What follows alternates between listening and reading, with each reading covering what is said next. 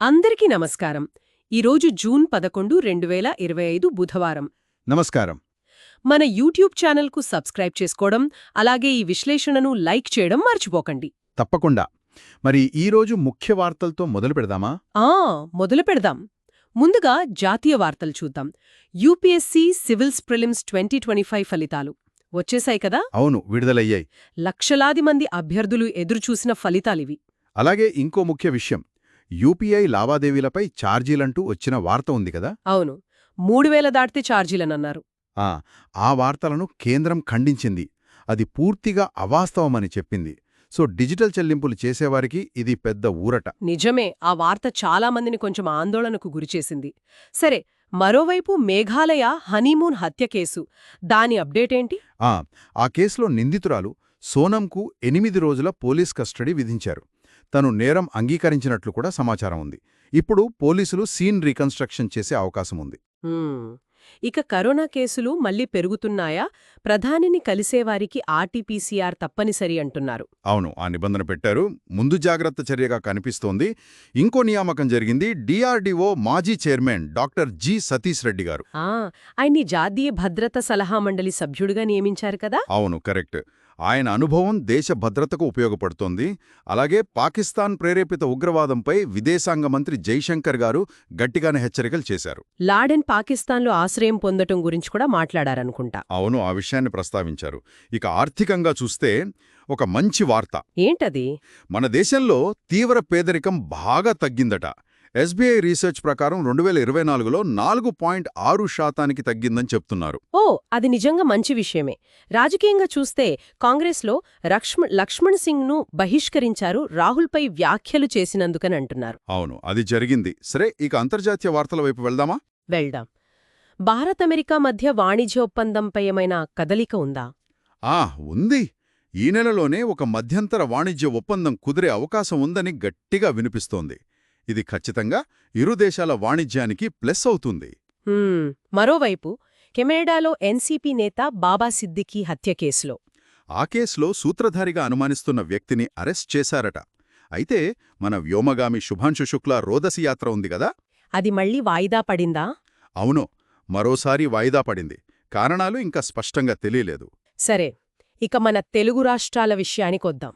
ఆంధ్రప్రదేశ్ ముఖ్యమంత్రి చంద్రబాబు సూపర్ 6 హామీల్లో తల్లికి వందనం పథకం, దాని అమలుకు గ్రీన్ సిగ్నల్ ఇచ్చారని సమాచారం. దాని విధివిధానాలపై కసరత్తు చేస్తున్నారు. మంచిదే. కాని అదే సమయంలో అమరావతి మహిళలపై వ్యాఖ్యల కేసు, అది పెద్ద దుమారమే రేపింది కదా? అవును, ఆ కేసులో సాక్షి యాంకర్ కొమ్మినేని శ్రీనివాసరావును అరెస్టు చేశారు. జూన్ 24 వరకు రిమాండ్ కూడా విధించారు. రాష్ట్ర వ్యాప్తంగా దీనిపై నిరసనలు కూడా వ్యక్తమయ్యాయి. షర్మిల గారు కూడా జగన్ భారతి క్షమాపణ చెప్పాలని డిమాండ్ చేసినట్లున్నారు. అవును, ఆ డిమాండ్ చేశారు. మరోవైపు ఉప ముఖ్యమంత్రి పవన్ కళ్యాణ్ తన సొంతూరు కొనిదెల గ్రామాభివృద్ధికి 50 లక్షల విరాళం ప్రకటించారు. అది మంచి విషయం. కాని పొదిలిలో మహిళలపై దాడి జరిగిందంటున్నారు. అవును, వైకాపా కార్యకర్తలు రాళ్ల దాడి చేశారని వార్తలొచ్చాయి. మంత్రి లోకేష్ గారు కఠిన చర్యలు తీసుకుంటామని హామీ ఇచ్చారు. సరే, ఇక తిరుమల జ్యేష్ఠాభిషేకం ముగిసింది కదా? అవును, నిన్నటితో ముగిసింది. శ్రీమలయప్ప స్వామి బంగారు కవచంలో దర్శనమిచ్చారు. విజయవాడ కృష్ణానదిలో యోగాసనాలతో అదొక ప్రపంచ రికార్డ్ అని అంటున్నారు. పడవల మీద యోగానా? ఆసక్తికరంగా ఉంది. అవును, అలాగే గ్రూప్ 1 అభ్యర్థులకు ఇంటర్వ్యూలు జూన్ 23 నుంచి మొదలవుతాయి. ఒంగోలు దగ్గర ఇనుప ఖనిజ శుద్ధి కర్మాగారం ఏర్పాటుకు రంగం సిద్ధమైంది. విశాఖ నుంచి అబుదాబీకి విమాన సర్వీసులు కూడా మొదలవుతున్నాయా? అవును, జూన్ 13 నుంచి ఇండిగో సర్వీసులు ప్రారంభిస్తోంది. ఇంకో విషయం, భారతీ సిమెంట్ సున్నపురాయి లీజులను రద్దు చేసే అవకాశం ఉందని కూడా వార్తలొస్తున్నాయి.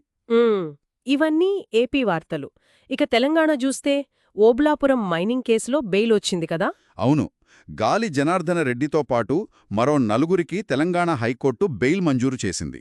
అలాగే కాళేశ్వరం ప్రాజెక్టుపై జస్టిస్ పీసీ ఘోష్ కమిషన్ విచారణ కొనసాగుతోంది. కేసీఆర్ను కూడా విచారించే అవకాశం ఉందంటున్నారా? అవును, ఇవాళ విచారించవచ్చని ఊహాగానాలు వినిపిస్తున్నాయి. ఇక రియల్ ఎస్టేట్ రంగం, వాళ్ళు సీఎం రేవంత్ రెడ్డికి ఒక లేఖ రాశారు. దేని గురించి?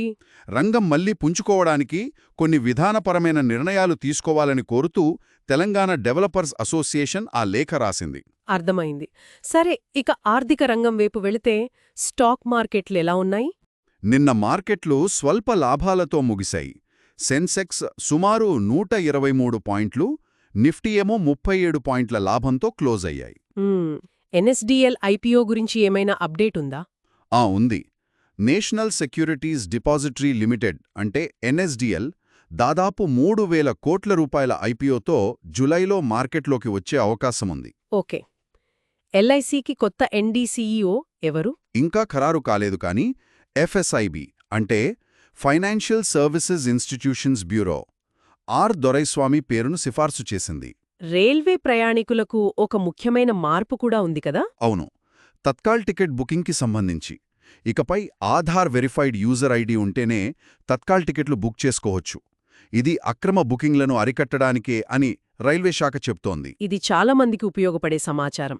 ఇక క్రీడల్లోకి వెళ్దాం. డబ్ల్యూటీసీ ఫైనల్ మొదలైందా? అవును. లార్డ్స్లో ఆస్ట్రేలియా, దక్షిణాఫ్రికా మధ్య వరల్డ్ టెస్ట్ ఛాంపియన్షిప్ ఫైనల్ ప్రారంభమైంది. దక్షిణాఫ్రికా జట్టులోకి లుంగి ఎంగిడి తిరిగి వచ్చాడు. ఓకే.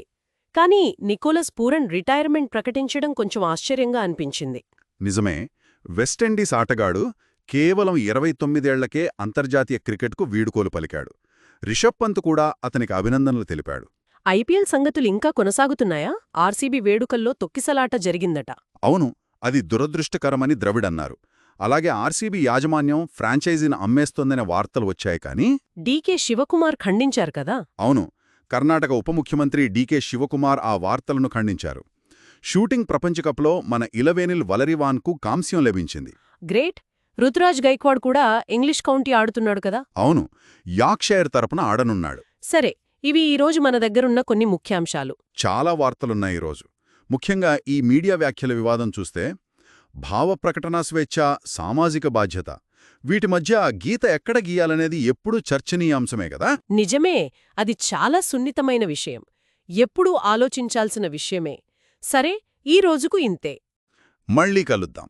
మా ఛానల్కు సబ్స్క్రైబ్ చేయడం, ఈ విశ్లేషణను లైక్ చేయడం మాత్రం మర్చిపోకండి. అందరికీ ధన్యవాదాలు.